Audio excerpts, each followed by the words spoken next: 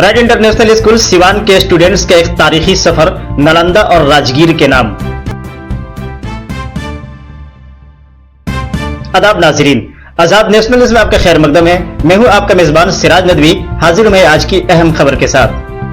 1 और 2 दिसंबर 2024 pride international school Siwan के students, teachers और मैनेजमेंट के लिए एक यादगारी तफरीही सफर के तौर पर माना जाता है, क्योंकि इसी तारीख को इस चमन के गुंजों ने अपनी तालीमी और तारीखी तफरीही सफर का आगाज ही नहीं किया, बल्कि अंत तक सफर के दौरान नजर आने वाली तमाम चीजों पर तबसरे भी करते रहे।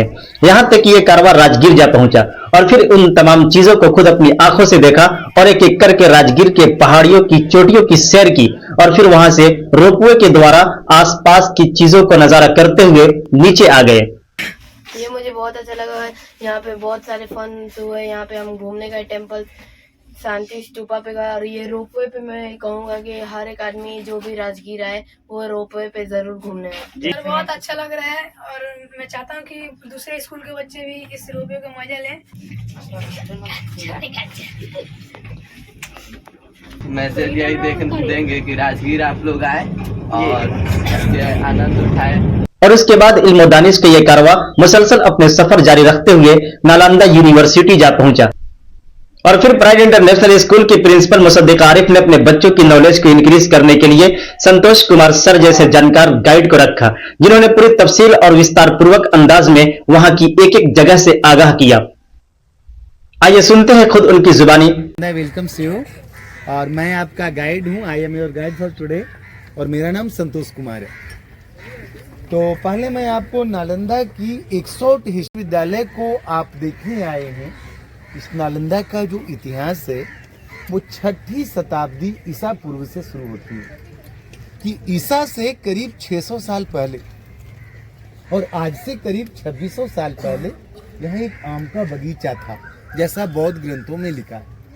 कहा जाता है कि भगवान बुद्ध हमेशा यहाँ रुका करते थे और धम्म का उपदेश देते थे। धम्म मीन्स जो उनका टीचिंग थी, उनकी जो शिक्षाएं थी। तो इस कारण बौद्ध धर्मावलंबियों के लिए ये एक पावन भूमि है। आप अंदर देख पाएंगे कि कई बाहर के देश के, विदेश के लोग अभी यहाँ पर आए हुए हैं। यहाँ ASI ने देखिए लिखा है archaeological survey of India Nalanda. तो नालंदा ASI भारतीय पुरातत्व विभाग के अंतर्गत पहले एक नेशनल मॉन्यूमेंट था, राष्ट्रीय स्मारक था, but right now Nalanda is a world heritage site. ये विश्व धरोहर की सूची में शामिल है। और अगर बच्चों हम इसके फाउंडेशन की बात करें तो ऑलवेज रिमेंबर कि अगर एनीबडी आस्क्ड टू यू कि प्राचीन नालंदा विश्वविद्यालय को किसने बनाया, so the right answer is Kumar गुप्त 500 AD। ये है कि नालंदा ऑक्सफोर्ड, कैम्ब्रिज, स्टैनफोर्ड से ये पहले बना, कि जब पूरा यूरोप अंधकार के युग में था तो ये ज्ञान की रोशनी फैलाया, अपना देश विश्वगुरु कहलाया उस समय। Excuse me sir. हाँ, उस समय तो और भी बहुत सारे विद्यालय थे, बहुत सी यूनिवर्सिटियाँ थी, है ना, हमारे देश के अंदर, खास करके हिंदुस्तान के अंदर जी। तो फिर इस नालंदा को ही बनाने का, निर्माण के मतलब इसका फैसला क्यों किया गया, क्यों बनाया गया? एक्चुअली सर उस समय नालंदा से पहले है तक्षशिला था। आपने तक्षशिला का बच्चों नाम सुना है? अपना देश का जब विभाजन हुआ तो right now Takshashila is a part of Pakistan, है ना, रावलपिंडी के पास है, शोएब अख्तर जी के घर के थोड़ा आगे। तो पाकिस्तान के हिस्से में तक्षशिला गया। तक्षशिला के बाद नालंदा था और सर उसके बाद बना विक्रमशिला।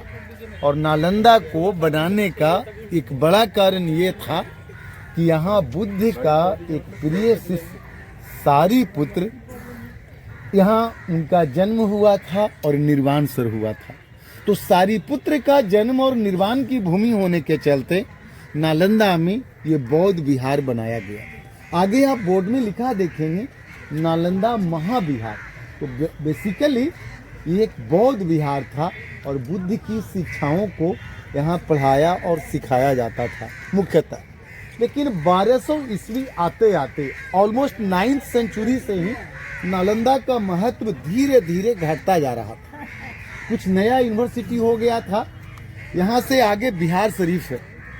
बिहार शरीफ में उदंतपुर यूनिवर्सिटी हो गई थी। आपने भागलपुर में विक्रमशिला यूनिवर्सिटी खुल गया था, उज्जैन में मध्य प्रदेश में उज्जैन यूनिवर्सिटी खुल गया था, गुजरात में बल्लवी यूनिवर्सिटी खुल गया था। तो इस तरह से नालंदा का महत्व घटता जा रहा था और यहाँ कई सारे राजाओं का डिफरेंट काल में आक्रमण हुआ। पहले यहाँ हूनों का आक्रमण था, जैसा इतिहास की किताबों में आप पढ़ते हैं।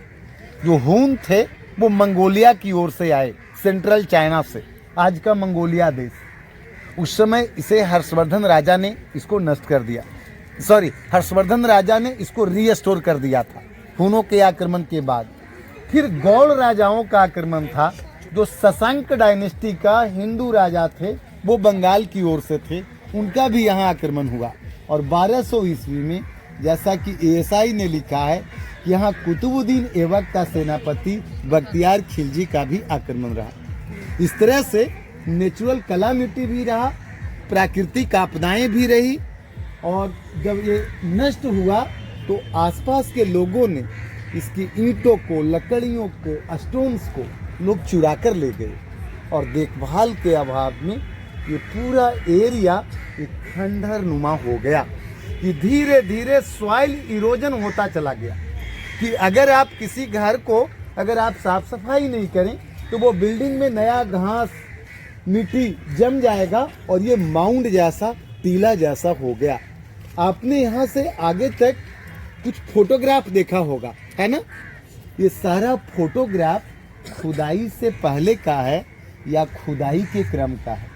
तो बच्चों, मैं आपको बताऊं कि 1200 ईस्वी में जब ये पूरी तरह से समाप्त हो गया तो 600 वर्षों तक ये मिट्टी के अंदर रहा। 1861 के करीब एक British scholar Alexander Cunningham Hiuen Tsang की किताब को पढ़कर नालंदा पहुंचते हैं और इस स्थान को आइडेंटिफाई किया, इसका डिस्कवरी किया। तो नालंदा को खोजने का श्रेय कैनिंघम को जाता है, जो एक सर ब्रिटिश आर्कोलॉजिस्ट थे। फिर ASI के द्वारा जो लिखा हुआ है आर्कोलॉजिकल सर्वे ऑफ इंडिया, कि बौद्ध कंट्री जो थे उनको इंटरेस्ट था नालंदा में।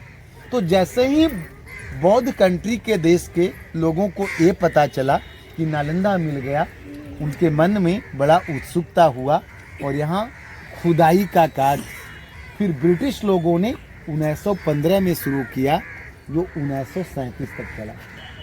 फिर 74 से लेकर 82 तक चला, आज़ादी के बाद।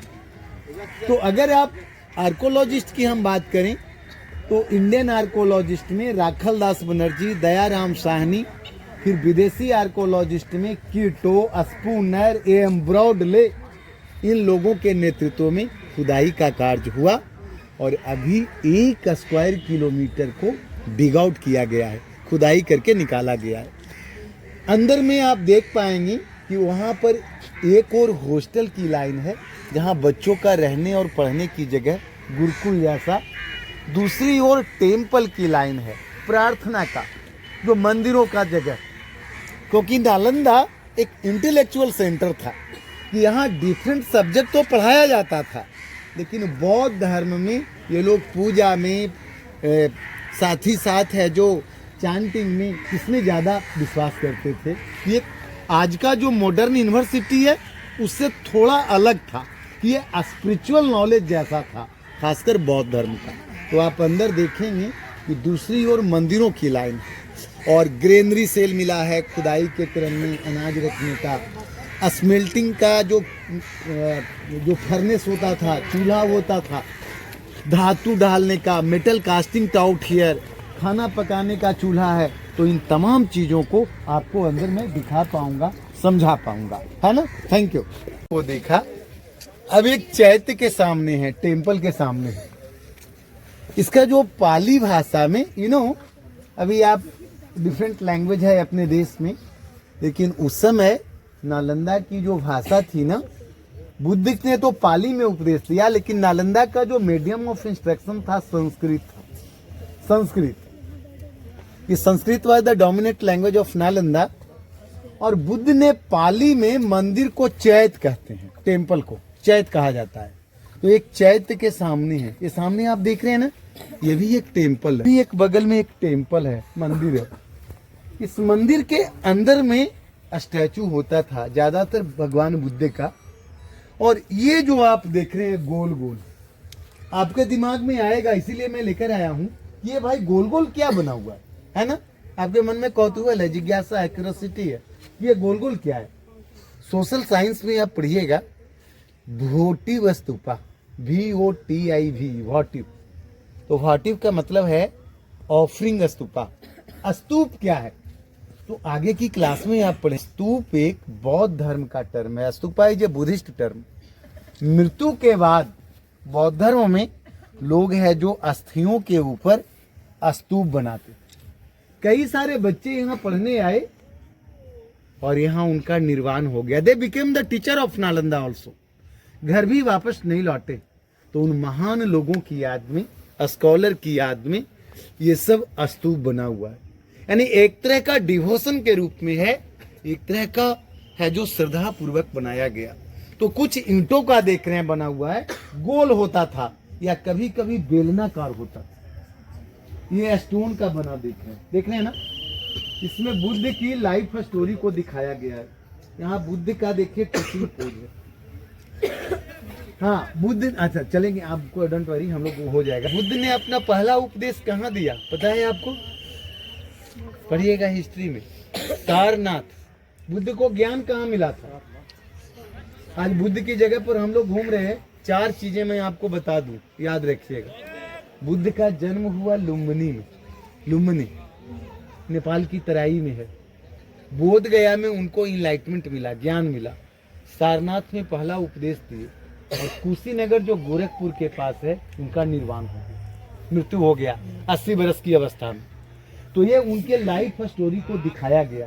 हालांकि बुद्ध ने कभी नहीं कहा कि मेरा स्टैचू बनाइए या मैं भगवान हूँ, ऐसा उन्होंने कभी क्लेम नहीं किया। लेकिन आगे चलकर लोग उनका रूप में स्टैचू बनाना शुरू कर दिए, डिफरेंट पोज में।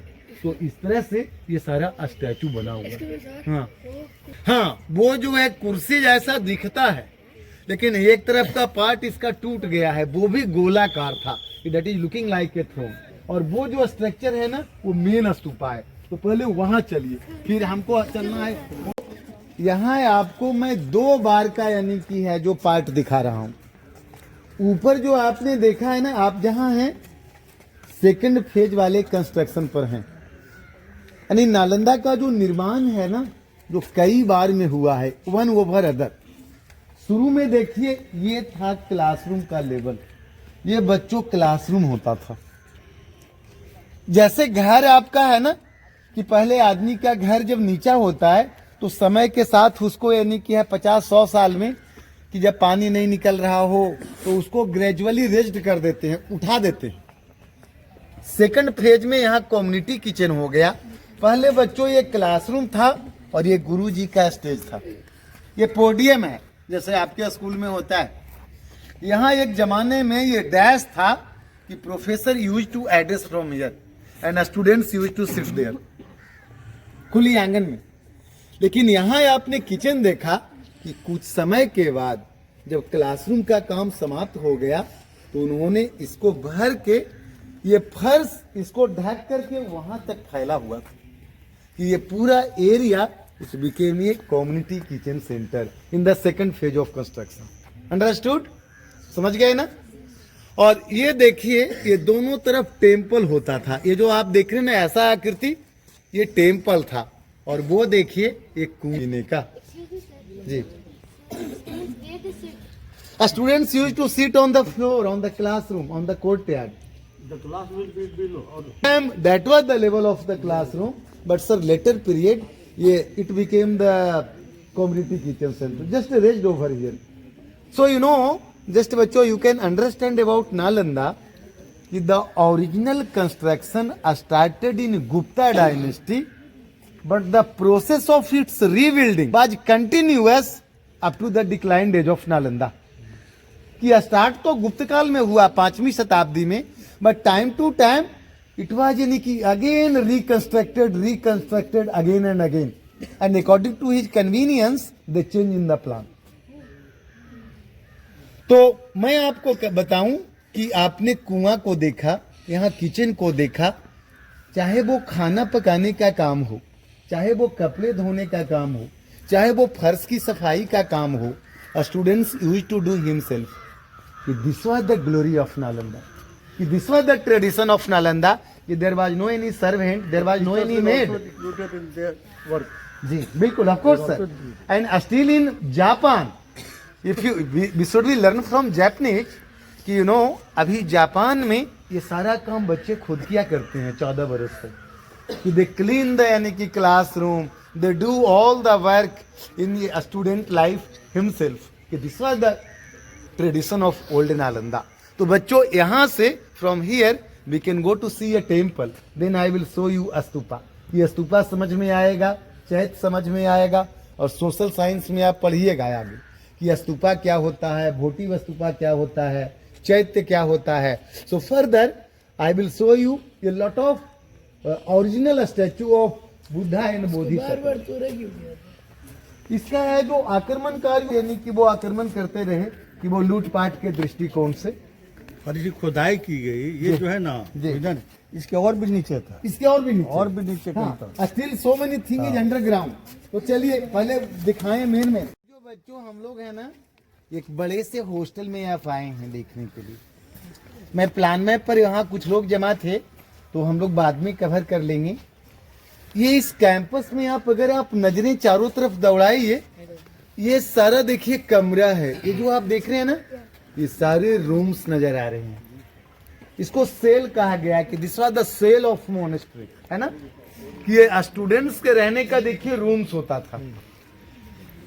करीब करीब इसमें है जो 32 कमरे हैं, 32 रूम्स इन ग्राउंड फ्लोर.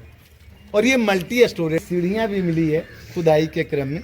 तो कमरों के ऊपर और जो वरामदा है उससे लगा हुआ देखिए वरांडा था, उसके ऊपर रूफ होता था, जो बाई नेचर समय के साथ नष्ट हो गया. उसके बाद ये खुली आंगन होती थी. मैं यहाँ आपको क्यों लाया हूं, ये जो आप स्ट्रक्चर देख रहे हैं ना, ये एक कुकिंग अवन था, खाना पकाने का चूल्हा था. तो नॉट ओनली खाना पकाने के लिए, इसका मल्टीपर्पस उपयोग था इस फायर प्लेस का.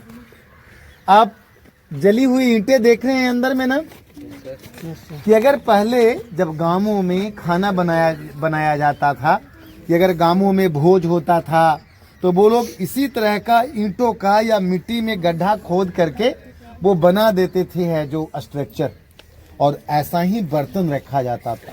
तो आग लगाते लगाते देखिए है जो आग लगते लगते वो भट्ठी जैसा हो गया है, जो जला हुआ देख रहे हैं ना. तो इसमें काऊ डंग केक, जो गोबर का उपला है ना, गोईठा हम लोग बोलते हैं, वो है.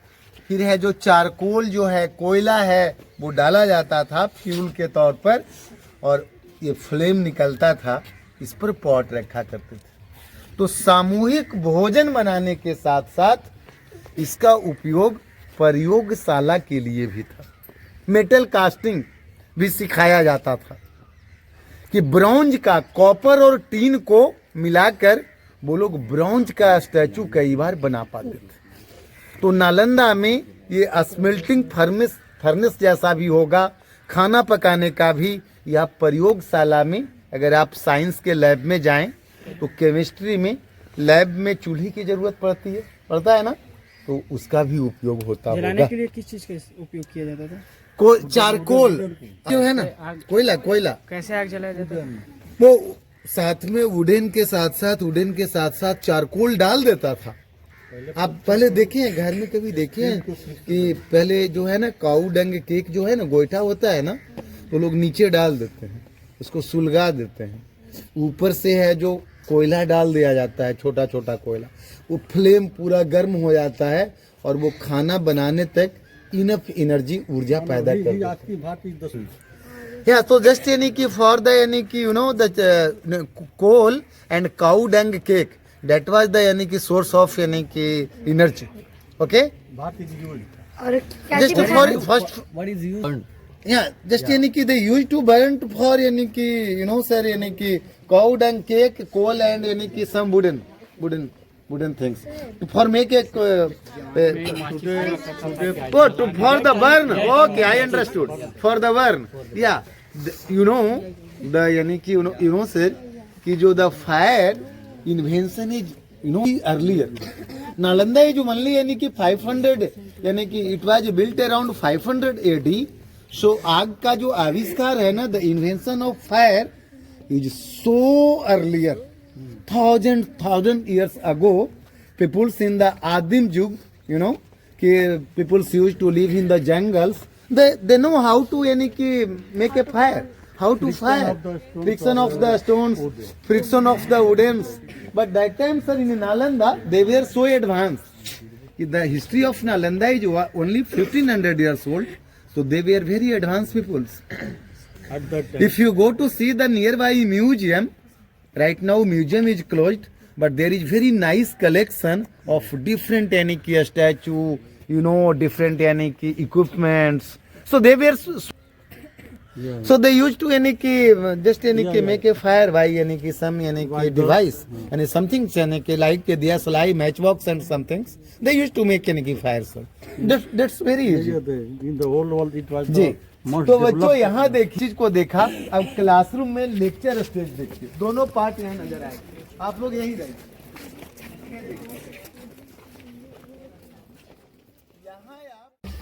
अब जो बच्चों हम लोग हैं ना, आप नालंदा के मेन टेम्पल के सामने खड़े हैं, लिखा है ना टेम्पल नंबर 3। इसमें एक स्तूप भी है, आपको प्लान में पर दिखाएंगे, स्तूपा भी लिखा है। स्तूप और मंदिर साथ साथ है। तो बच्चों जब कभी आप अपने टेक्स्ट बुक को देखिएगा ना, नालंदा का जब आपका चर्चा आएगा, इंटरनेट पर आप सर्च करें, हमेशा इसी का फोटो आएगा, आता है ना। जब कभी आप नालंदा को देखिए, always you can see the photo of this structure. Present करें किसी अन्य बिल्डिंग से, आसपास का बिल्डिंग से, ये सबसे भव्य बिल्डिंग है नालंदा का, most magnificent structure of Nalanda. तो ये जो है बुद्ध के प्रिय शिष्य सारिपुत्र की याद में बना था। सारिपुत्र कौन थे कि वो नालंदा के रहने वाले थे, उनकी माँ का नाम सारी था, तो पुत्र मीन्स बेटा, लोग कहना शुरू किए सारीपुत यानी सारी का बेटा। तो इतने नॉलेजेबल थे कि उन्होंने बौद्ध धर्म में धम्म को फैलाया था, ज्ञान को। तो उन्हीं की याद में बच्चों ये स्तूप बना हुआ, और ये नीचे से ऊपर तक खुदाई से पहले मिट्टी से ढका हुआ। चारों कोना पर देखिए मंदिर होता था, ये जो देखिए टावर नुमा, तो वहाँ बुद्ध की और बोधिसत्व का बच्चों स्टैचू बना हुआ था। और यहाँ भी गोल गोल आप मनौती स्तूप देख रहे हैं। और सर इतना सेक्रेट था, इतना पवित्र था कि इसको 7 डिफरेंट राजाओं ने अलग अलग टाइम में बनाया था। 7 फेज ऑफ कंस्ट्रक्शन। तो ये नालंदा का ये मेन स्तूपा था। इसी के महत्व के कारण आगे चलकर यहाँ इतना बड़ा यूनिवर्सिटी बन गया कि ये बौद्ध विहार ही एक यूनिवर्सिटी के रूप में टर्न हो गया। ये है जो विश्वविख्यात हो गया। तो यहाँ एक फोटो लीजिए, फिर हम लोग चलेंगे मेन ग्रेनरी वाला और हड़प्पा का ड्रेनेज सिस्टम के बारे में। पढ़ा है आप लोगों ने ना, पढ़िएगा आगे कि जो हड़प्पा इंडस वैली सिविलाइजेशन था ना, सिंधु घाटी सभ्यता, वो अपने ड्रेनेज के लिए नामी था। हालांकि नालंदा हड़प्पा के 1000 साल बाद बना है। हड़प्पा ज्यादा पुरानी सभ्यता है, लेकिन नालंदा में भी इलेबरेट ड्रेनेज होता था। ये जो नालियां है ना, that was the very elaborate drainage system. वो मैं आपको दिखाऊं। उधर जो आपने आने के क्रम में देखा था ना नाली, वो ड्रेनेज नया था। ये देखिए आप तो बच्चे लोग देखिए, वो नीचे है, बीच में है, ऊपर है। ये नालियां जो है ना अंडरग्राउंड है। ये नालियां ये इधर सर इधर, हाँ, ये ड्रेनेज है कि जो कि कैसे नालंदा में अंडरग्राउंड नालियां होती थी, very similar to Harappa and Mohenjodaro, कि उसी के जैसा। और एक बड़े कैनाल में जाकर वो खाली हो ना। इधर मैम, इधर मैम कॉर्नर में देखिए ना, वो जो होल है, हाँ, वो नीचे वाला है, फिर बीच वाला है, फिर ऊपर है। सेवरल फेज, हाँ, कई सारा लेयर्स था जी। अब आइए, सैलमोन भाई बोल रहे हैं। अब हम लोग वापस आए। चलो वीकेंड